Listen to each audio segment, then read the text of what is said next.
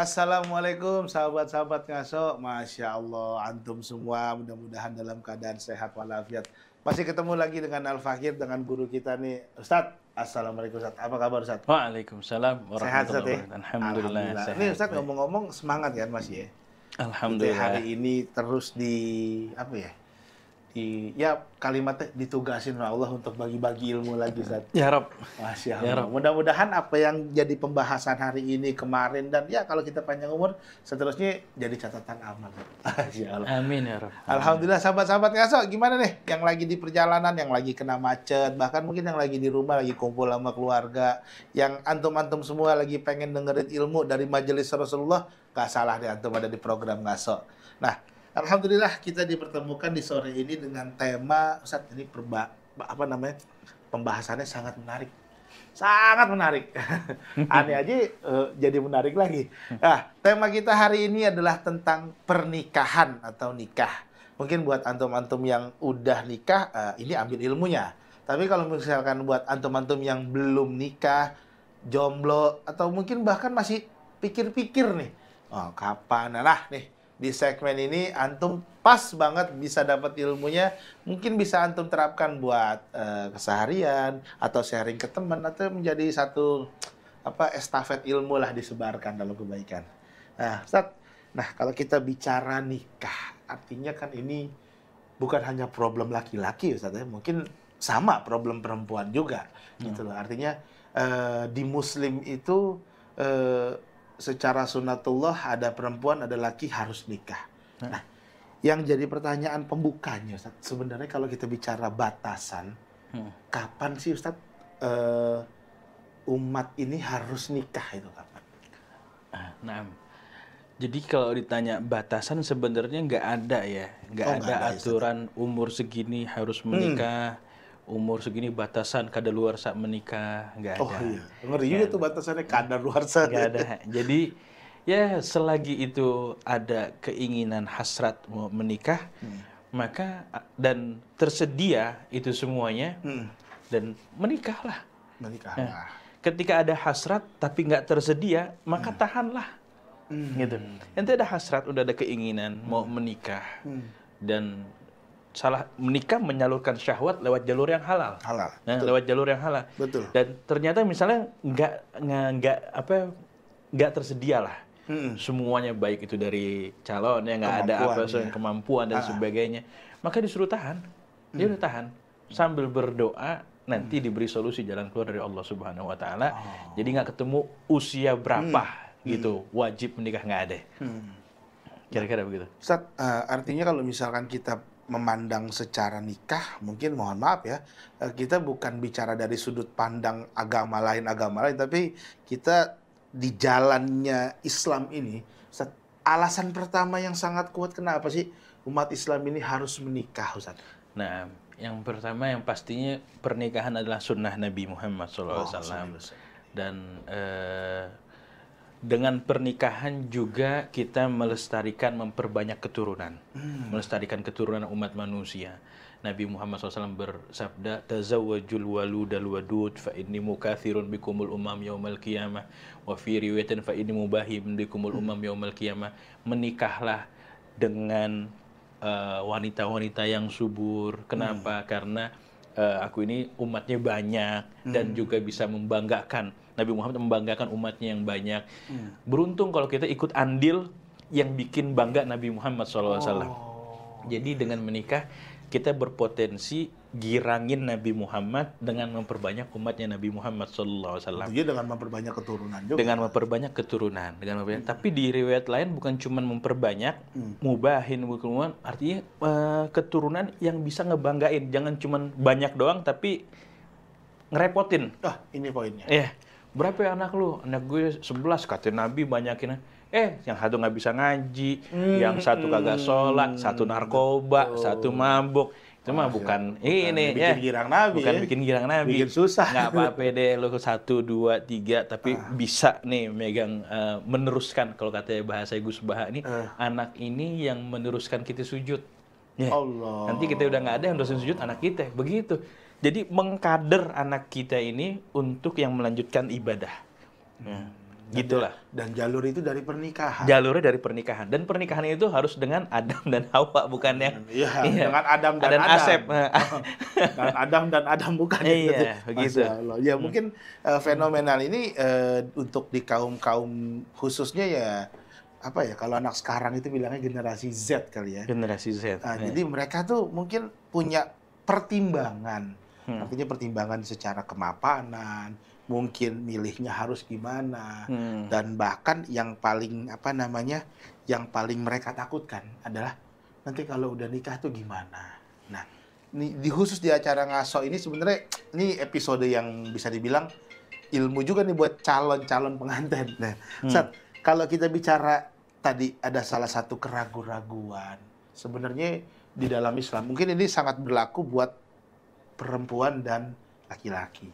Sebenarnya kalau kita bicara milih pasangan, ini bicaranya untuk nikah ya, Ustaz. Itu lihatnya dari mana, Ustaz? Nah, Nabi SAW bersabda, tunkahul mar'atu limaliha wa lihasabiha wa li jamaliha wa li diniha fasfar bidzatid din taribat yadak au kama qala sallallahu. Nikahilah perempuan itu karena pertimbangan hartanya, keluarga, kedudukan keluarganya, kemudian kecantikannya dan agamanya. Dan pegang yang agamanya. Kalau ente pegang agamanya, insya Allah nggak akan pernah merugi. Jadi yang paling utama tuh nilai utamanya agama. Kalau kita bahasakan, banyak orang yang memberikan gambaran mungkin 0,000, yang satunya ini apa? Satunya ini adalah agama. Taruh paling depan, ya. Taruh paling depan. Kalau saya satu taruh paling depan, yang lainnya 0,000 semua itu bernilai. Tapi kalau satu ditaruh paling belakang, 0, kecantikannya dulu ditaruh, enggak, karena ada nilainya begitu. Jadi pilih yang paling beragama. Nah, paling beragama ini bukan harus ustazah.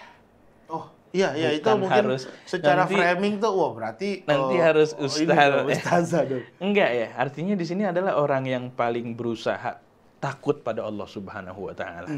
Orang yang paling takut pada Allah Subhanahu wa Ta'ala, yang paling taat pada Allah Subhanahu wa Ta'ala, yang paling menjaga sholatnya, ya. Artinya kalau dia sholatnya jadi jaga, ya, insya Allah nanti keluarga juga akan dijaga. Tapi kalau dia komitmen dengan Tuhannya jadi ditinggalkan, gimana mau komitmen sama pasangannya? Lebih-lebih lagi ditinggalkan. Jadi itu yang faktor yang utamanya adalah agamanya. Lain-lainnya menyusul tuh. Lain-lainnya menyusul kecantikannya dan sebagainya. Dan nanti pun juga syariat memperkenankan boleh kalau mau ngelihat ya. Boleh kalau emang mau ngelihat. Bahkan artinya kalau mau ngelihat misalnya ada bahasa jangan sampai beli kucing dalam karung ya. Oh iya, kenali dulu pasanganmu. Nah, kenali dulu pasangan. Ya, ada boleh kita mengenali, boleh melihat dengan batasan-batasannya. Kita lihat dengan yang itu bukan bagian dari aurat.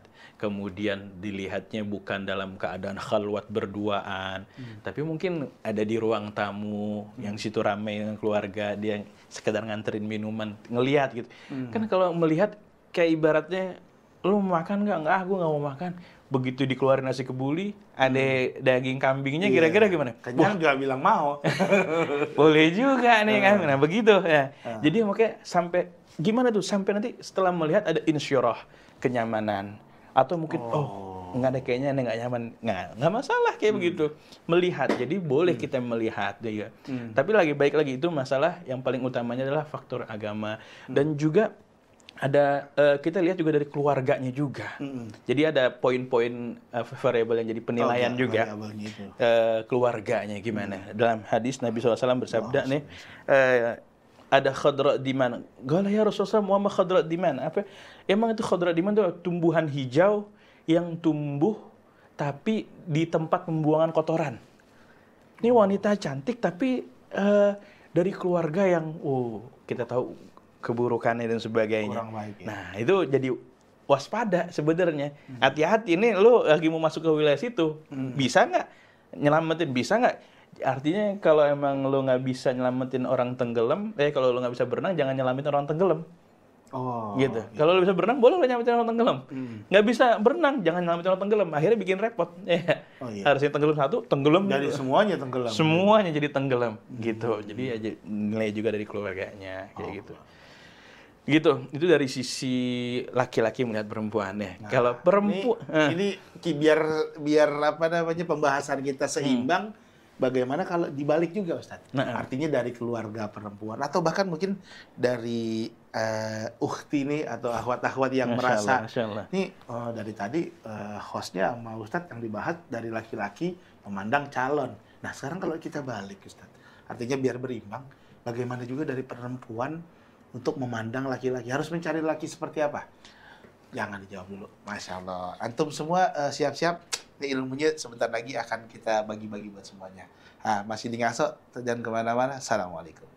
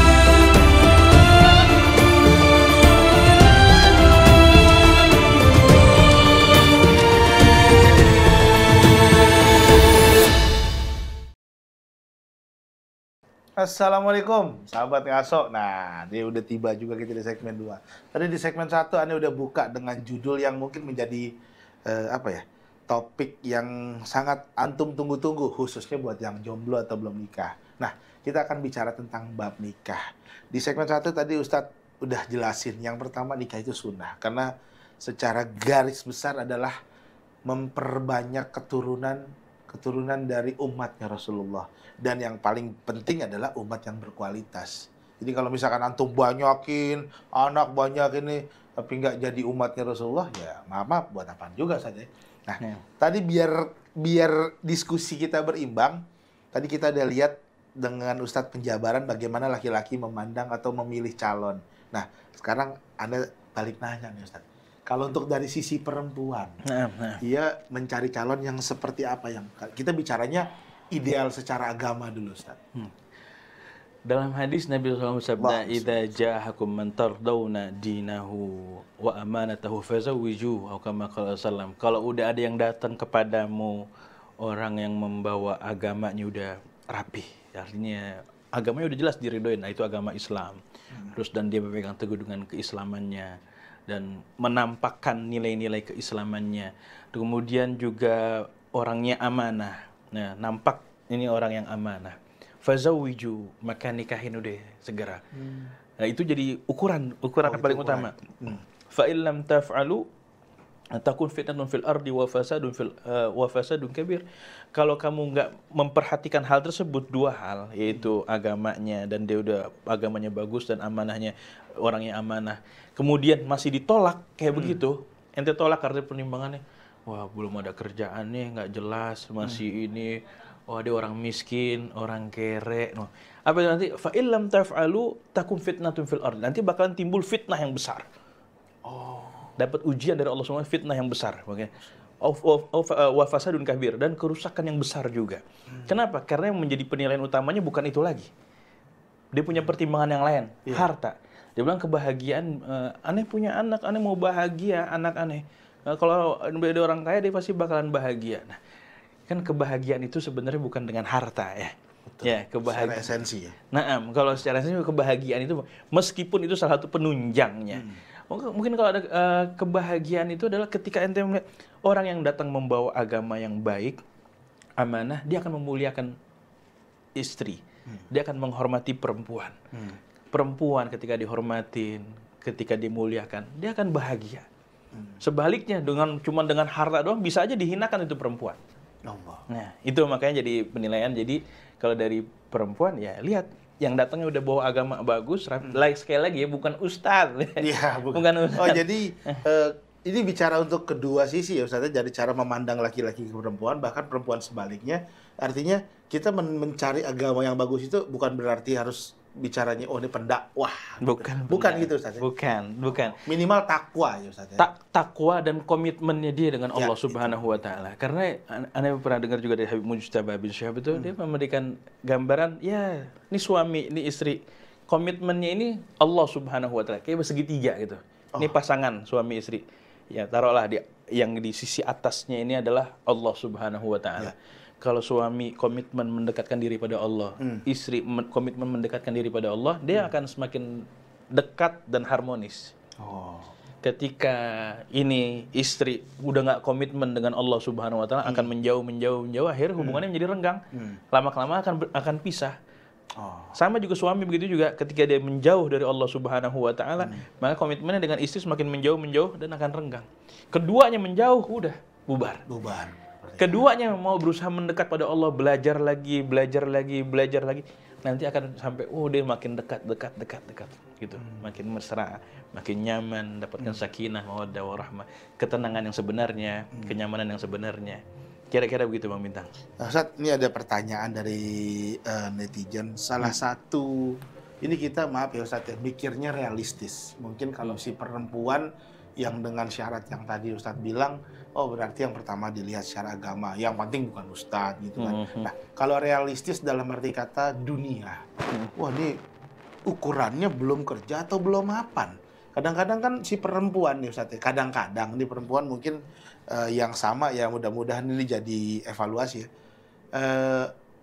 Bapaknya sih mau sama yang Ono, karena Ono secara ekonomi bukan hanya ada mapan banget lah 7 turunan gitu. Bahkan ada satu lagi yang mikir, ya kalau pas-pas aja yang penting kerja deh gitu.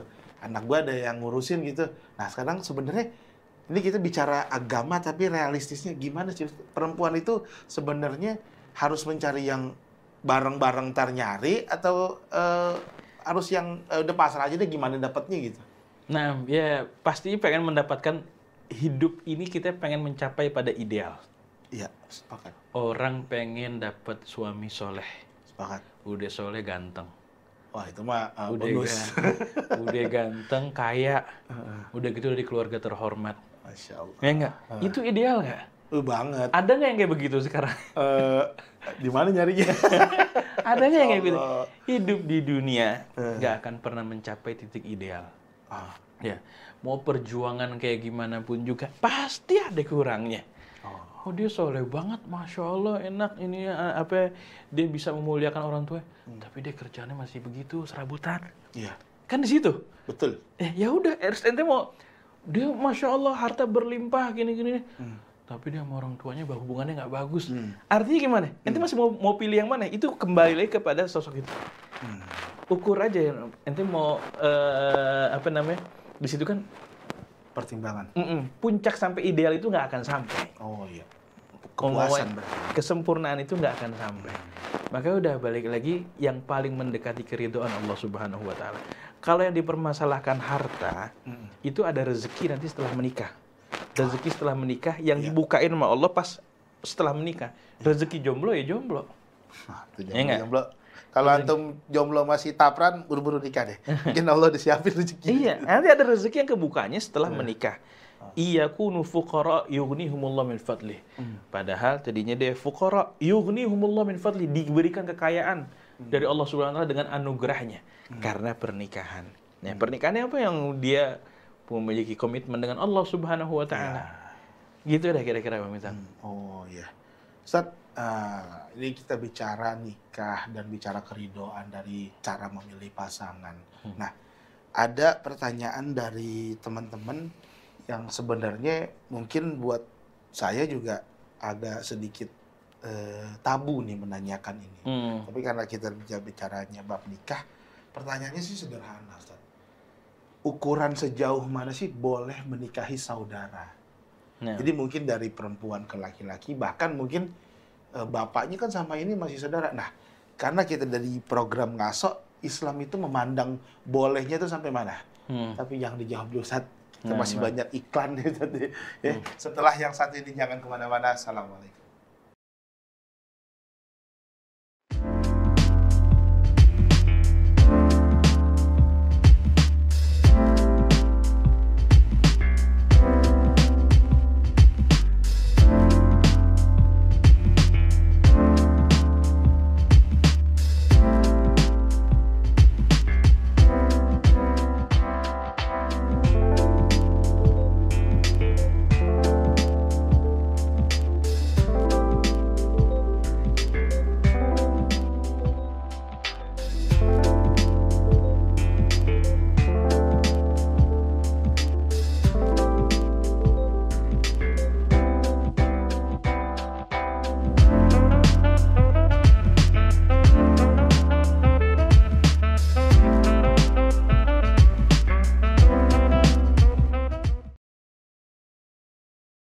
Assalamualaikum, sahabat Ngaso. Masya Allah, seru banget nih.